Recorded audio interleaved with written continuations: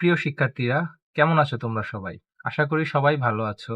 যেহেতু এইচএসসি পরীক্ষা ২০২৬ শুরু হয়ে গেল, তাই ভাবলাম তোমাদের মাঝখানে হিসাব বিজ্ঞান বইয়ের একটি ক্লাস নিয়ে উপস্থিত হই।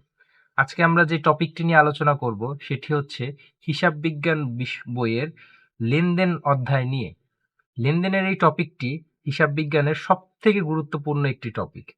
কথায় আছে, যে শিক্ষার্থী লেনদেনে ভালো সে শিক্ষার্থী হিসাব বিজ্ঞানে ভালো। যে শিক্ষার্থী বুঝতে পারে কোনটি লেনদেন এবং কোনটি লেনদেন নয়, সেই শিক্ষার্থী হিসাব বিজ্ঞানের সকল অঙ্কে যথেষ্ট ভালো করতে পারে। আজকের থেকে আগামী কিছু ক্লাসে আমরা হিসাব বিজ্ঞানের একদম বেসিক থেকে শুরু করে অ্যাডভান্স লেভেলের অঙ্কগুলো সলভ করব এবং করতে শিখব। শুরু করা যাক ক্লাসটি। লেনদেন কি? আর্থিক অঙ্কে পরিমাপযোগ্য ঘটনা যা ব্যবসায়ের আর্থিক অবস্থা পরিবর্তন করে, সেই সকল ঘটনাকে লেনদেন হিসাবে হিসাবের বইতে লিপিবদ্ধ করা হয়। অর্থাৎ অর্থের অঙ্কে পরিমাপযোগ্য ঘটনা। লেনদেন অবশ্যই একটি ঘটনা যেটি অর্থের অঙ্কে পরিমাপযোগ্য। ব্যবসায়ের আর্থিক অবস্থান পরিবর্তন করে। ব্যবসার যে মোট সার্বিক আর্থিক যে অবস্থাটি থাকে সেটি লেনদেনের মাধ্যমে প্রভাবিত হয়। এই সকল ঘটনাকেই লেনদেন হিসাবে হিসাবের বইতে লিপিবদ্ধ করা হয়। অর্থাৎ এটিকে যদি আমরা ভালোভাবে বোঝার চেষ্টা করি, অর্থের অঙ্কে পরিমাপযোগ্য ঘটনা। লেনদেন এমন একটি ঘটনা যে ঘটনাটিকে অবশ্যই অর্থের অঙ্কে পরিমাপ করা যেতে হবে। যেমন যদি আমরা একটি উদাহরণ নিই, ১০,০০০ টাকার পণ্য ক্রয় করা হলো। এখানে আমরা পণ্য ক্রয় করেছি, অর্থাৎ আমাদের প্রতিষ্ঠানের একটি ব্যয় বৃদ্ধি পেয়েছে। বিষয় হচ্ছে পণ্যটি আমরা কত টাকা মূল্যে ক্রয় করেছি। আমরা ১০,০০০ টাকা মূল্যে পণ্যটিকে আমরা ক্রয় করেছি। এই যে ১০,০০০ টাকা মূল্যে আমরা পণ্যটি ক্রয় করলাম, এখানে আমাদের প্রতিষ্ঠানের একটি আর্থিক পরিবর্তন ঘটেছে। আমাদের পণ্য ক্রয়ের এই যে ঘটনাটা, এই ঘটনাটার একটি আর্থিক মূল্য আছে যেটির দাম ১০,০০০ টাকা। এই যে আর্থিক যে মূল্য আছে, এই মূল্যটি লেনদেন হওয়ার জন্য অবশ্যই থাকতে হবে। সকল কিছুই একটি ঘটনা। আমি এখানে ক্লাস নিচ্ছি, এটি একটি ঘটনা। তোমরা এই ক্লাসটিকে দেখছো, এটিও একটি ঘটনা। এই সকল ঘটনার মধ্যে যেই ঘটনাটার আর্থিক মূল্য থাকবে সেই ঘটনাটিকে লেনদেন বলা হবে। যেমন এখানে ১০,০০০ টাকার পণ্য ক্রয় করা হলো। পণ্য ক্রয় একটি ঘটনা, কিন্তু ১০,০০০ টাকার বিনিময় করা হয়েছে, অর্থাৎ এই পণ্য ক্রয়ের একটি আর্থিক মূল্য আছে। এই আর্থিক মূল্যটি এটিকে একটি লেনদেন হিসাবে গণ্য করা হয়। ব্যবসায়ের আর্থিক অবস্থার পরিবর্তন করে। লেনদেনের ফলে ব্যবসায় যে আর্থিক অবস্থা থাকে সেটি পরিবর্তন করা হয়। ধরে নাও আমার প্রতিষ্ঠানের মূলধন ছিল ৫,০০,০০০ টাকা। আমি যখন ১০,০০০ টাকার পণ্য ক্রয় করলাম, তখন আমার প্রতিষ্ঠান থেকে ১০,০০০ টাকা কমে গেল। তাহলে এখন আমার প্রতিষ্ঠানের মূলধন রইল ৪,৯০,০০০ টাকা। এই যে আমার প্রতিষ্ঠানে যে পরিবর্তন হলো, সার্বিক যে আর্থিক অবস্থার পরিবর্তন হলো, আগে মূলধন ছিল ৫,০০০ টাকা, এখন মূলধন হলো ৪,৯০,০০০ টাকা। এই আর্থিক পরিবর্তন প্রতিটি লেনদেনের পরেই সংঘটিত হবে। যদি আমি পণ্য বিক্রি করি তখন আমি টাকা পাবো, তখন আমার মূলধনের পরিমাণ বৃদ্ধি পাবে। এবং যদি আমি পণ্য ক্রয় করি তখন আমার প্রতিষ্ঠান থেকে টাকা যাবে, আমার মূলধনের পরিমাণ হ্রাস পাবে। এই সকল ঘটনা যেগুলোর ফলে প্রতিষ্ঠানের আর্থিক অবস্থার পরিবর্তন হয় এবং ঘটনাটির একটি মূল্য থাকে, এই সকল ঘটনাকেই লেনদেন বলে। এবং সেই সকল ঘটনাকেই লেনদেন হিসাবে হিসাবের বইতে লিপিবদ্ধ করা হয়। এই রকম যে ঘটনা যেগুলোর ফলে আমাদের আর্থিক অবস্থার পরিবর্তন হয় এবং যে ঘটনাগুলো আর্থিক অঙ্কে পরিমাপযোগ্য, সেই সকল ঘটনাগুলোকে যেই হিসাবের বইতে লিপিবদ্ধ করা হয় সেই হিসাবের বইকে লেনদেন বই বলা হয়। লেনদেনের জন্য ৩টি শর্ত আবশ্যক। দুটি পক্ষ। প্রথম শর্তটি হচ্ছে দুটি পক্ষ। দুটি পক্ষ অবশ্যই একজন দাতা হতে হবে এবং আরেকজন গ্রহীতা হতে হবে। যেই ঘটনার মধ্যে দুটি পক্ষ থাকে না, মানে এক পক্ষ দাতা থাকে না এবং অপর পক্ষ গ্রহীতা থাকে না, সেই ঘটনাটি কখনো একটি লেনদেন হতে পারবে না। আবার এমনও ঘটনা আছে যেখানে দুটি দাতা পক্ষ আছে এবং গ্রহীতা পক্ষ আছে, কিন্তু তারপরও সেটি লেনদেন নয়। কারণ সেখানে হতে পারে আমাদের অর্থের অঙ্কে পরিমাপযোগ্য না অথবা আর্থিক অবস্থার পরিবর্তন ঘটেনি। এখন আমরা কয়েকটি উদাহরণের সাহায্যে কোনটি লেনদেন এবং কোনটি লেনদেন নয় সেটি বোঝার চেষ্টা করি। ৫,০০০ টাকা মাসিক বেতনে একজন কর্মচারী নিয়োগ করা হয়েছে। ধরো তোমার একটি প্রতিষ্ঠান আছে, প্রতিষ্ঠানে তোমার একজন কর্মচারী দরকার। তুমি তাকে মাসে ৫,০০০ টাকা বেতনের অফার দিয়ে তাকে কোম্পানিতে নিয়োগ করেছো। ধরে নিলাম এখানে তারিখটি হচ্ছে জানুয়ারি ১। তুমি বছরের শুরুতেই জানুয়ারি মাসের ১ তারিখে একজন কর্মচারীকে নিয়োগ দিয়েছ, যার বেতন নির্ধারণ করেছো ৫,০০০ টাকা। আমরা যদি লেনদেনের শর্ততে এই লেনদেনটিকে ফিট করি তাহলে দেখি আমরা কি কি পাই। এখানে দুইটা পক্ষ আছে, এক পক্ষ দাতা আর এক পক্ষ গ্রহীতা, দুটি পক্ষ আছে। এখানে দাতা হচ্ছে তুমি তাকে বেতন দিবা, তার মানে এখানে তুমি হচ্ছ দাতা, দাতা হচ্ছ তুমি, এবং এখানে তোমার যে কর্মচারী আছে সে বেতন নিবে, অর্থাৎ কর্মচারী হচ্ছে এখানে গ্রহীতা। এখানে আমাদের দুটি পক্ষ পাওয়া গেল, এক আমি নিজে যে কিনা বেতন প্রোভাইড করবে বা বেতন দিবে, এবং দ্বিতীয় হচ্ছে কর্মচারী যে কিনা বেতন নিবে বা সুবিধাটি নিবে। দ্বিতীয় শর্তের দিকে যদি যাই, অর্থের অঙ্কে পরিমাপযোগ্য কিনা, লেনদেনটি অবশ্যই অর্থের অঙ্কে পরিমাপযোগ্য, কারণ এখানে অর্থের অঙ্ক বলা হয়েছে ৫,০০০ টাকা আছে। তার মানে আমি ওকে ৫,০০০ টাকা মূল্যের বিনিময়ে আমি ওকে আমার প্রতিষ্ঠানে নিয়োগ দিয়েছি। লেনদেনটিতে এর থেকে বোঝা যায় লেনদেনটিতে অবশ্যই একটি অর্থের অঙ্ক আছে এবং লেনদেনটি অর্থের অঙ্কে পরিমাপযোগ্য। তৃতীয় শর্তটির দিকে যদি আমরা তাকাই, আর্থিক অবস্থার পরিবর্তন, এই লেনদেনটির ফলে আমার প্রতিষ্ঠানের আর্থিক অবস্থার পরিবর্তন ঘটেছে কিনা, এটি হচ্ছে আমাদের মুখ্য বিষয়। আমার প্রতিষ্ঠানে যদি ১০,০০০ টাকার মূলধন থেকে থাকে, জানুয়ারির ১ তারিখে আমি এই কর্মচারীকে শুধুমাত্র আমার প্রতিষ্ঠানে নিয়োগ দিয়েছি। এখানে একটু ভালোভাবে মনোযোগ দিয়ে বোঝার বিষয় আছে। যখন আমি একজনকে নিয়োগ দিই তখন আমি তাকে কোনো বেতন দিই না, তার থেকে কোনো কাজও পাই না, না সে আমাকে সুবিধা দেয়, না আমি তাকে কোনো পারিশ্রমিক তার সুবিধার বিনিময়ে দিয়ে থাকি। অর্থাৎ এখানে আমার আর্থিক অবস্থার কোনো পরিবর্তন ঘটেনি। আর্থিক অবস্থার পরিবর্তনটি তখনই ঘটবে যখন জানুয়ারির ৩১ তারিখে ৩১ জানুয়ারি আমি তাকে তার বেতনটি দিয়ে দেব। এখনো সে আমার কাছে কোনো বেতন বা কোনো অগ্রিম খরচ কিছুই পায়নি। আমার প্রতিষ্ঠানের মূলধন ১০,০০০ টাকা ছিল এবং জানুয়ারির ২ তারিখ বা জানুয়ারির ১ তারিখ বা জানুয়ারির মাঝখানেও আমার প্রতিষ্ঠানের আর্থিক অবস্থা ১০,০০০ টাকাই রয়েছে। ৫,০০০ টাকার মাসিক বেতনে একজন কর্মচারী নিয়োগ করা হয়েছে। যখন কর্মচারী নিয়োগ করা হয় তখন তাকে কোনো প্রকার কোনো টাকা দেওয়া হয় না, কোনো প্রকার কোনো বেতন দেওয়া হয় না। তার মানে আর্থিক অবস্থার কোনো পরিবর্তনই ঘটে না।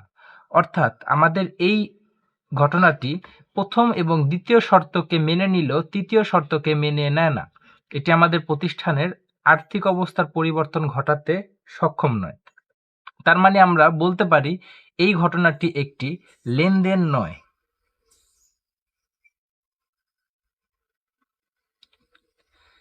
আশা করি তোমরা বুঝতে পেরেছ। দ্বিতীয় উদাহরণটিতে যাই। দ্বিতীয় উদাহরণটি হলো ২০,০০০ টাকার মালের ফরমায়েশ প্রদান করা হলো। ২০,০০০ টাকার মালের ফরমায়েশ প্রদান করা হলো। ফরমায়েশ মানে হচ্ছে এটি এমন একটি শব্দ যেটির বাংলা আমরা জানি না, কিন্তু ইংরেজি আমরা ভালো জানি। ফরমায়েশের ইংরেজি হচ্ছে অর্ডার, মানে আদেশ করা বা নির্দেশ করা। আমরা কোনো একটি প্রতিষ্ঠানকে ২০,০০০ টাকার মালের জন্য একটি আদেশ করেছি, অর্থাৎ আমাদের ২০,০০০ টাকার মালের প্রয়োজন, তাই আমরা কোনো একটি প্রতিষ্ঠান, দোকান বা সংগঠন বা ব্যবসাকে একটি অর্ডার দিয়েছি যে আমাদের ২০,০০০ টাকার মাল দিয়ে দাও। এখানে যদি এটিকে যদি আমরা আমাদের লেনদেনের শর্তে নিয়ে আসি, এখানে দুটি পক্ষ আছে কি না? হ্যাঁ, আমাদের লেনদেনে দুটি পক্ষ আছে, দাতাও আছে, গ্রহীতাও আছে। এখানে দাতা হচ্ছে আমি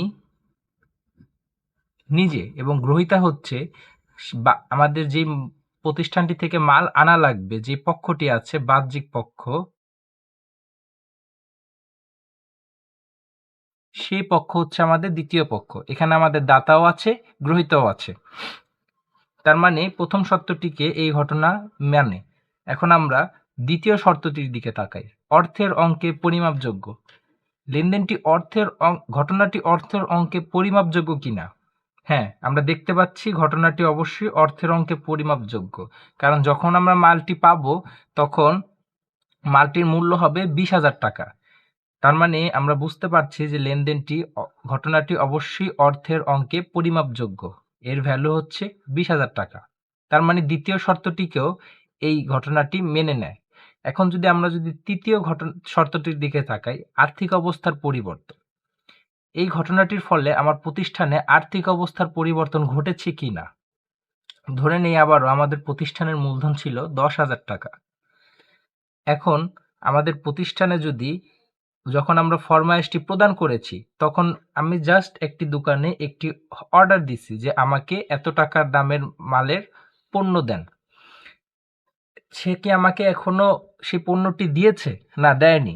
আমি কি তাকে এখনো কোনো টাকা দিয়েছি? না, দেইনি।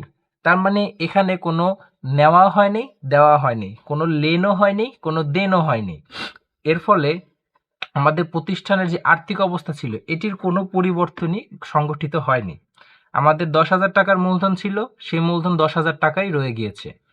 যখন সে আমাকে পণ্যটি দেবে বা মালটি আমাদের কাছে দেবে এবং আমরা তাকে টাকাটি পরিশোধ করব, তখন আমাদের এখান থেকে ব্যয় বৃদ্ধি পাবে, অর্থাৎ আমাদের তখন আর্থিক অবস্থার পরিবর্তন ঘটবে। তার আগ পর্যন্ত আমার প্রতিষ্ঠানে আর্থিক অবস্থার কোনো পরিবর্তন এই ঘটনাটির ফলে হয়নি।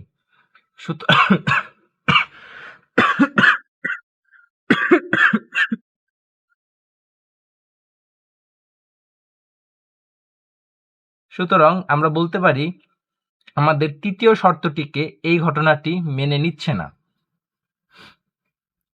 তার মানে আমাদের এটি বুঝতে আর বাকি থাকে না যে এই ঘটনাটিও লেনদেন নয়।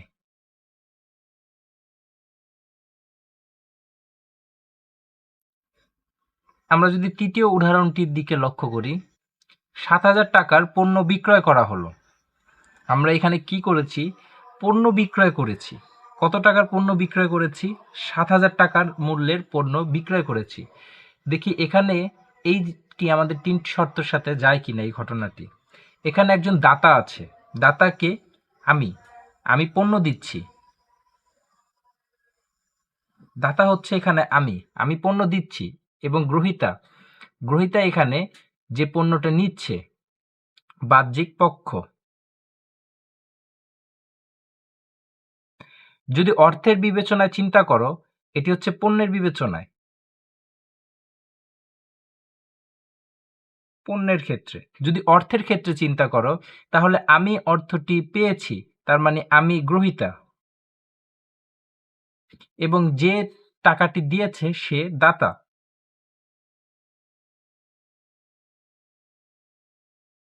এটি হচ্ছে অর্থের ক্ষেত্রে। তার মানে যেই ক্ষেত্রেই হোক না কেন, পণ্যের ক্ষেত্রে অথবা অর্থের ক্ষেত্রে, এখানে দুটি পক্ষ আছে, যে এক পক্ষ সুবিধা দিচ্ছে এবং আরেক পক্ষ সুবিধা নিচ্ছে। দ্বিতীয় শর্তটির দিকে যদি আমরা চোখ দিই এই ঘটনাটির জন্য, অর্থের অঙ্কে পরিমাপযোগ্য। এখানে আমাদের এই যে ঘটনাটি আছে, এই ঘটনাটি অর্থের অঙ্কে পরিমাপযোগ্য কিনা। আমরা দেখতে পাচ্ছি আমরা 7,000 টাকার পণ্য বিক্রয় করেছি। তার মানে এখানে যে পণ্য বিক্রয় করেছি এই ঘটনাটির একটি মূল্য আছে, মূল্যটি হচ্ছে 7,000 টাকা। তার মানে দ্বিতীয় শর্তটি এবং প্রথম শর্তটি, এই দুটি শর্তকেই আমাদের এই ঘটনা মেনে নিল। তৃতীয় শর্তটির দিকে যদি আমি তাকাই, আর্থিক অঙ্কের পরিমাপযোগ্য, আর্থিক অবস্থার তৃতীয় শর্তটির দিকে যদি আমি তাকাই, অর্থাৎ আর্থিক অবস্থার পরিবর্তন ঘটেছে কিনা, লেনদেনটির মধ্যে আর্থিক অবস্থার পরিবর্তন ঘটেছে কিনা সেটিকে যদি আমরা একটু উদাহরণের মাধ্যমে বুঝি। আবারও যদি ধরে নিই 10,000 টাকা আমার প্রতিষ্ঠানের মূলধন ছিল। যখন আমি পণ্য বিক্রয় করেছি তখন আমি 7,000 টাকা পেয়েছি। আমি ৭,০০০ টাকার পণ্য বিক্রয় করেছি মানে কি, আমি ৭,০০০ টাকা পেয়েছি, আমার প্রতিষ্ঠানের ক্যাশ বক্সে ৭,০০০ টাকা ঢুকেছে, তার মানে আমার ৭,০০০ টাকা প্রতিষ্ঠানের অ্যাকাউন্টে বৃদ্ধি পেয়েছে। দুটিকে যদি আমরা যোগ করি তাহলে এখন আমাদের প্রতিষ্ঠানের মোট মূলধন দাঁড়াচ্ছে ১৭,০০০ টাকা। আগে ছিল ১০,০০০ টাকা, এখন হয়েছে ১৭,০০০ টাকা। অর্থাৎ ৭,০০০ টাকায় পণ্য বিক্রয় করার ফলে আমার প্রতিষ্ঠানের মূলধন বৃদ্ধি পেয়েছে। তার মানে আমার প্রতিষ্ঠানের আর্থিক যে অবস্থা ছিল পূর্বে, সেই পূর্বের আর্থিক অবস্থা থেকে বর্তমানের আর্থিক অবস্থায় পরিবর্তন ঘটেছে। তার মানে এই ঘটনাটিও আমাদের তৃতীয় শর্তটিকে অ্যাপ্রুভ করতেছে। তার মানে প্রথম শর্ত মেনে নিল, দ্বিতীয় শর্ত মেনে নিল এবং তৃতীয় শর্ত মেনে নিল। অর্থাৎ আমরা বলতে পারি তৃতীয় এই যে ঘটনাটি আছে এটি আমাদের একটি লেনদেন। আশা করি তোমরা কোনটি লেনদেন এবং কোনটি লেনদেন নয় সেটি সম্পর্কে ভালো জ্ঞান ধারণা অর্জন করতে পেরেছ। এখন আমরা আলোচনা করব হিসাব সমীকরণ নিয়ে। হিসাব সমীকরণ কি? প্রতিষ্ঠানের মোট সম্পদের পরিমাণ সমান মালিকের মোট সত্ত্ব ও দায়ের সমষ্টি। যেই সমীকরণের মাধ্যমে প্রমাণ করা হয় তাকেই হিসাব সমীকরণ বলে। এই সংজ্ঞাটি থেকে আমরা কি বুঝতে পারি? প্রতিষ্ঠানের মোট সম্পদের যে পরিমাণ থাকবে, একটি প্রতিষ্ঠানে নানা রকম হিসাব থাকতে পারে, সম্পদ হিসাব, দায় হিসাব, আয় হিসাব, ব্যয় হিসাব, মালিকানা সত্ত্ব হিসাব। তার মধ্যে মোট সম্পদের যে পরিমাণটা থাকবে সেটির সমান হতে হবে মালিকের সত্ত্ব, মালিকের মোট সত্ত্ব, মালিকের যে অধিকার থাকে প্রতিষ্ঠানের উপর সেটিকেই বোঝানো হচ্ছে এখানে। মালিকের মোট সত্ত্ব ও দায়ের সমষ্টি, প্রতিষ্ঠানের যত দায় থাকে এবং মালিকের যত সত্ত্ব থাকে এগুলোর সমষ্টি যেই সমীকরণের মাধ্যমে আমরা প্রকাশ করব সেই সমীকরণকে হিসাব সমীকরণ বলা হয়। এখানে বোঝার বিষয় হচ্ছে কোনটি সম্পদ, কোনটি মালিকের সত্ত্ব এবং কোনটি দায়। চলো আমরা এটি নিয়ে একটু নিচে বিস্তৃত আলোচনা করি।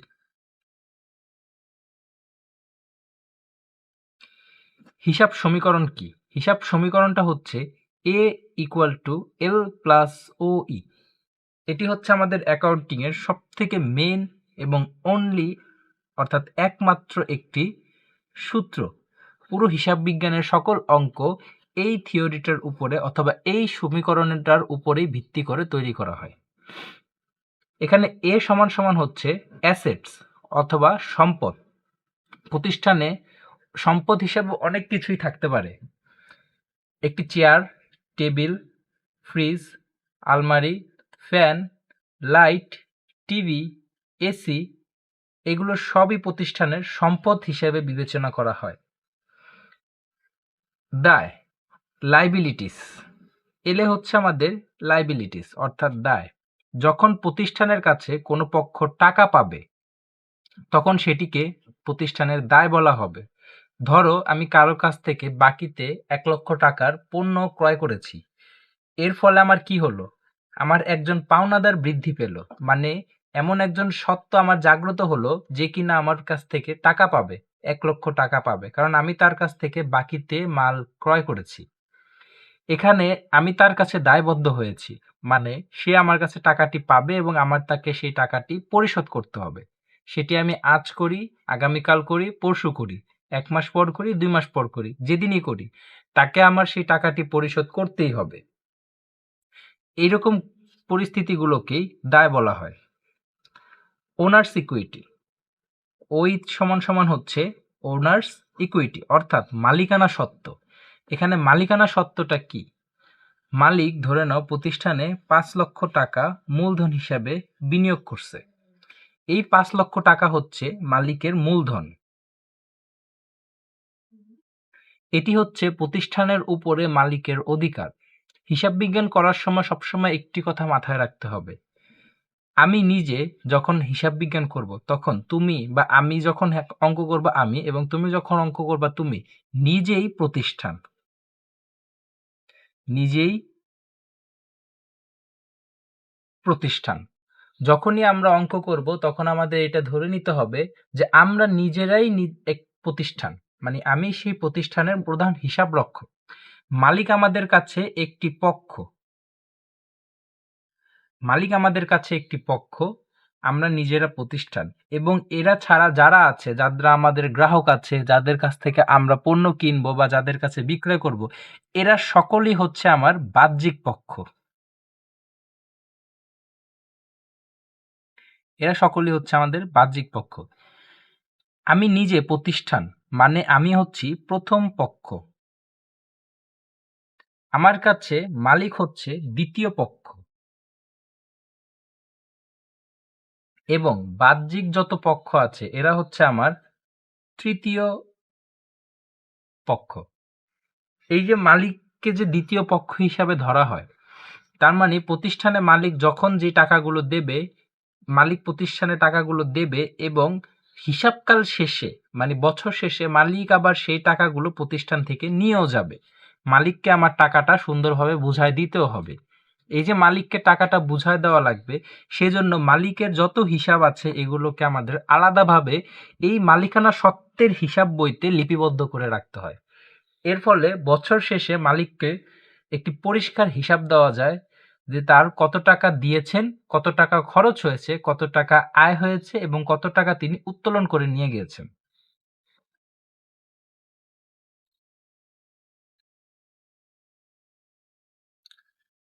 মালিকের সত্ত্বটিকে ৪টি উপাদান প্রভাবিত করে।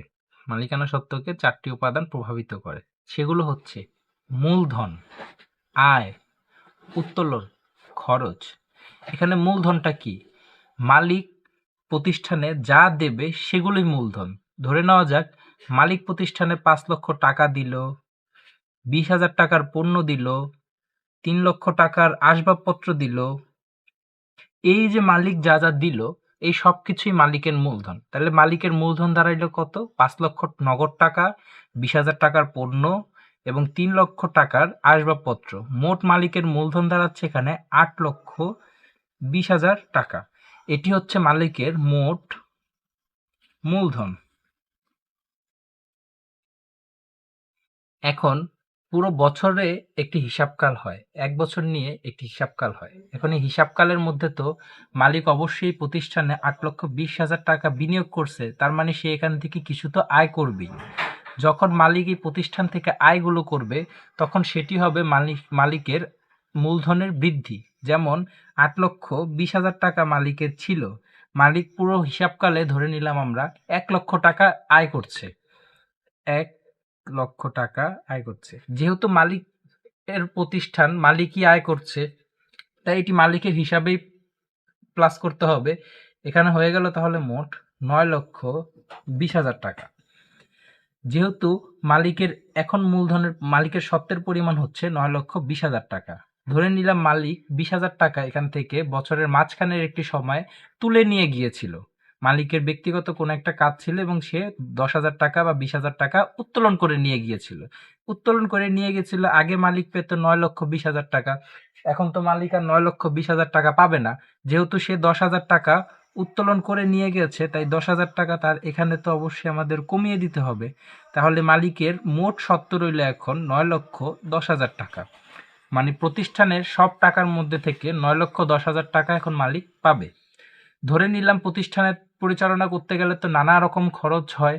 ধরে নিলাম খরচ হলো আরও ৫,০০০ টাকা। তাহলে এখন মালিকের সত্ত্বের পরিমাণটা দাঁড়ালো কত? ৯,০৫,০০০ টাকা। এখন যখন বছর শেষে মালিক আমার কাছে হিসাব চাইতে আসবে, তখন আমি মালিককে বলতে পারবো, আপনি আমাকে ৮,২০,০০০ টাকার মূলধন দিয়েছেন, যার মধ্যে থেকে ১ লক্ষ টাকা আমাদের আয় হয়েছে, ১০,০০০ টাকা আপনি উত্তোলন করে নিয়ে গিয়েছেন এবং ৫,০০০ টাকা আমাদের ব্যয় হয়েছে। তার মানে সর্বমোট আপনি পাবেন ৯,০৫,০০০ টাকা। এটি হচ্ছে মালিকানা সত্ত্ব। মালিকানা সত্ত্বকে এই ৪টি উপাদানই প্রভাবিত করে। আশা করি তোমরা হিসাব সমীকরণের পক্ষগুলো, সম্পদ, দায়, মালিকানা সত্ত্ব সম্পর্কে একটি প্রাথমিক ধারণা পেয়েছ।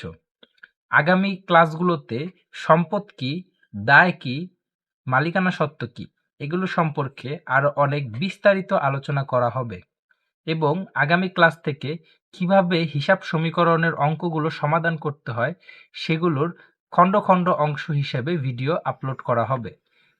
ভিডিওগুলো দেখতে তোমরা আমার চ্যানেলের সাথে যুক্ত থাকো। ধন্যবাদ সবাইকে।